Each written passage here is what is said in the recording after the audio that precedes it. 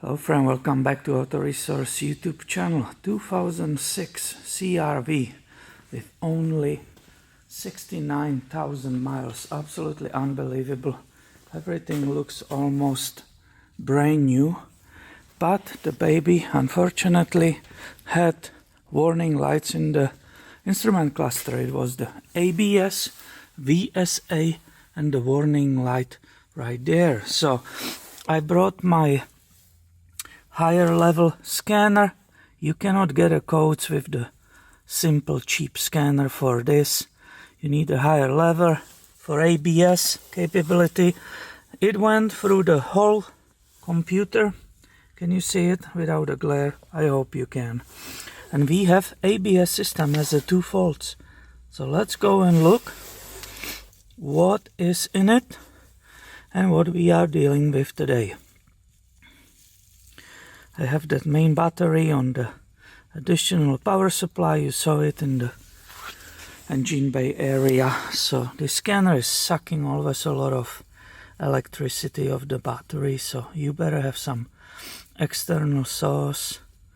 Look how much time it takes. It's amazing. Oh, this is a problem with these higher scanners. Sometimes the scan takes forever. This is not an old one, it's a recent Autel. So let's go see what it wants to tell us.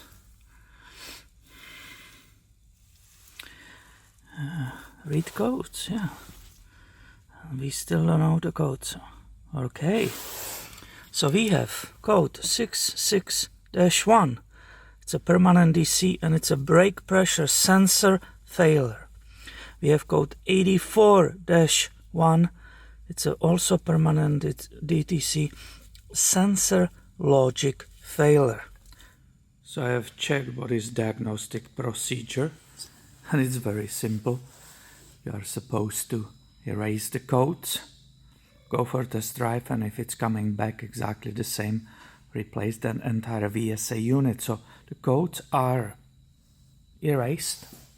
I was surprised, but it let me, it was permanent code, but it let me to erase it. So I disconnected it from the vehicle. I will never fail to check fuses and related components, despite the fact it's not asking for that.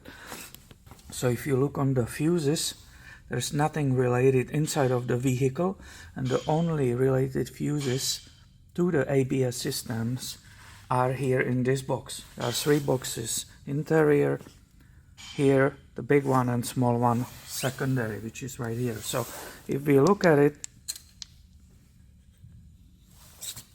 basically the Honda does it kind of weird. It's upside down, so they think you are in the, I guess, driver's seat. So everything is basically this way. So if you try to understand the schematic, we have an ABS motor, it's a number 10, it's a 30 amp, and then it's number 18 ABS FS, 18 position, and it's a 30 amp. So if you look at it, this is the 30 amp and this is the 30 amp for the ABS.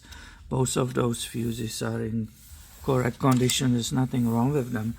Obviously, I immediately went and checked the level of the brake fluid, and I discovered, despite the fact this vehicle has a low miles, the fluid is really black contaminated, but it's right there, it's filled all the way up. So there's definitely no brake fluid leak somewhere, which will cause maybe low level. Obviously we don't have a code for the low level. The sensor is right here. We don't have that problem. I'm just always do extra few steps. Doesn't matter that the diagnostic chart says that if you will go on the test drive and it will fail again, replace that pressure sensor. But the pressure sensor is part of the VSA unit, which is this whole ABS unit, unfortunately, and that will be expensive. So I will also check, look at this huge wiring harness which is connected here. I'm just checking with the light. I was looking down there on that wiring harness if it's maybe not for example, eaten or bitten by the rats or something like that, if the critters didn't get into it, but the whole area seems to be in perfect shape. I will disconnect, I will put everything back, I will disconnect here my charging station, and I will go on the test drive and see if the exactly same codes will be triggered again. So let's see what will happen after I did all of this. See what will happen. And I start it up. Oh, it's a clutch.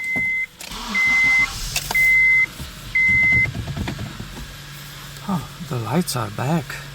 They never went off immediately. I don't have to go on test drive. The scanner said it erased the codes, but the lights are immediately back. Okay, this is funny, huh? So I bet you the codes are the same. I just move it just for fun a little bit. Let's bring the scanner and let's see what is triggered right now. The scanner is back. It read the VIN. It's a VSA. We will do just that one module. Scan before it took forever to scan everything. I was just curious if there are other codes for the owner. I never worked on this vehicle before. So diagnosis, control unit. We will pick up the ABS system right here and do only that one. Let's see what we have back. If it's the same, we have already results. The pressure sensor which is inside of the ABS unit is bad. Unfortunately, you have to replace the whole thing. But that's the fastest diagnostic procedure in the world, I will say. You don't have to do any extra stuff. Just say go for test drive. If the code's coming back, replace the VSA unit. You see, this still takes forever. My goodness, I don't know why these things are so slow. Maybe it's so cold that everybody's frozen, including this baby. My goodness, this is unreal. Yeah, unit was successful. Oh, that's good. That means the wiring harness is okay, the fuses are okay. Obviously, I just always do the extra stuff. Do you see that? Bang, it's right there. Yep. Absolutely clear. My data. I hope you will not see the glare. I'm sorry for all of that. I try my best. But if you scroll through the live data, it confirms what we saw. The voltage is applied to the unit. Brake fluid level, there's enough of brake fluid, we know that. And brake pressure is not available. You see that? The whole sensor is not sending anything back.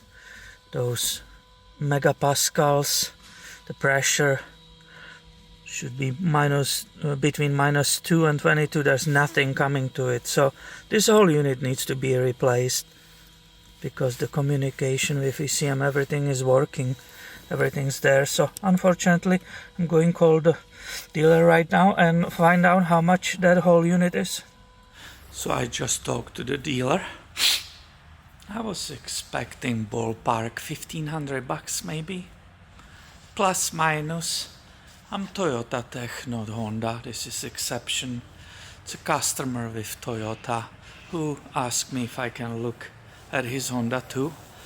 The dealer said, the list is $2,700 plus tax, so that will be basically $3,000.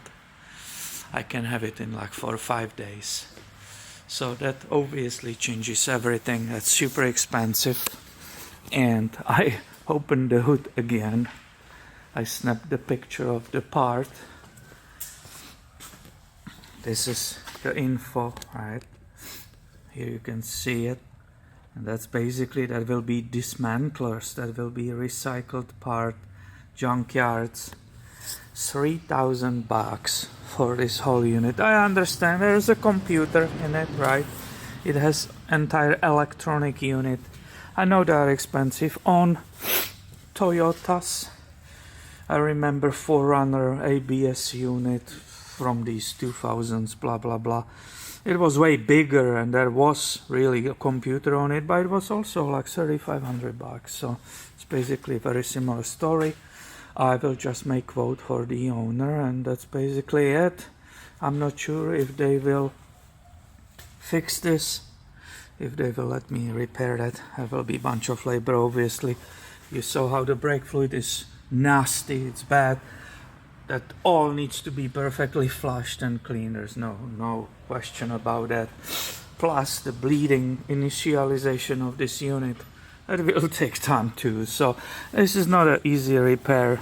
This is big money. I have no idea what they will do with it, if they even wanna fix it, because purely theoretically, right, your braking system works completely normal.